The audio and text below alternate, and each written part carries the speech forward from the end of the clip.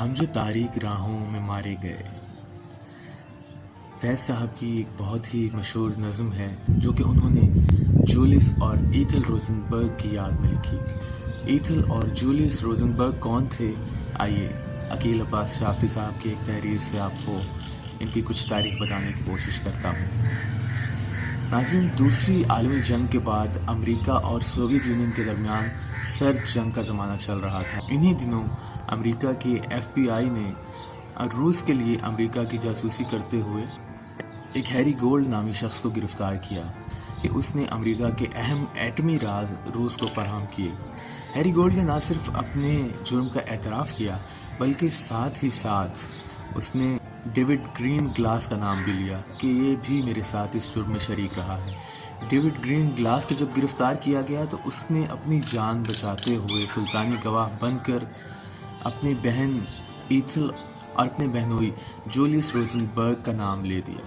ان دونوں کا نام لینے کی بنیادی وجہ یہ تھی کہ یہ دونوں کمیونزم سے بہت زیادہ متاثر تھے اور ان دونوں کی شادی کی وجہ بھی کمیونزم ہی بنا۔ ناظرین، ایتھل اور جولیس روزنبرگ کو گرفتار کر لیا گیا، ان پر مقدمہ چلایا گیا۔ ہیری گولڈ اور ڈیوڈ گرین گلاس کو تو صرف چند برس کی سزا ہی سنائی گئی، لیکن ان دونوں پر اتنے سنگین الزامات لگائے گئے کہ ان دونوں کو موت کی سزا سنا دی گئی اور برقی چیئر یعنی الیکٹرک چیئر پر بٹھا کر ان کی سزائے موت پر عمل درآمد کر دیا گیا، حتیٰ کہ پوری دنیا سے اس جوڑے کے لیے رحم کی اپیلیں آئیں، لیکن کسی بھی اپیل پر کوئی کان نہیں دھرا گیا۔ معاملہ چونکہ بہت سنگین تھا اور جاسوسی کا تھا تو اس جوڑے کو ان کے انکار کے باوجود موت کی سزا سنا دی گئی۔ اردو کے عظیم شاعر فیض احمد فیض ان دنوں راولپنڈی سازش کیس کے سلسلہ میں منٹگومری یعنی موجودہ ساہیوال جیل میں پابند سلاسل تھے جب ان تک اس جوڑے کے خطوط پر مشتمل ایک کتاب پہنچی۔ وہ اس سانحے سے بے حد متاثر ہوئے اور 15 مئی 1954 کو انہوں نے اپنی وہ مارکۃ الآرا نظم لکھی جس کا پہلا مصرع تھا ہم جو تاریک راہوں میں مارے گئے۔ تو آئیے یہ نظم سنتے ہیں۔ تیرے ہونٹوں کے پھولوں کی چاہت میں ہم دار کی خشک ٹہنی پہ وارے گئے،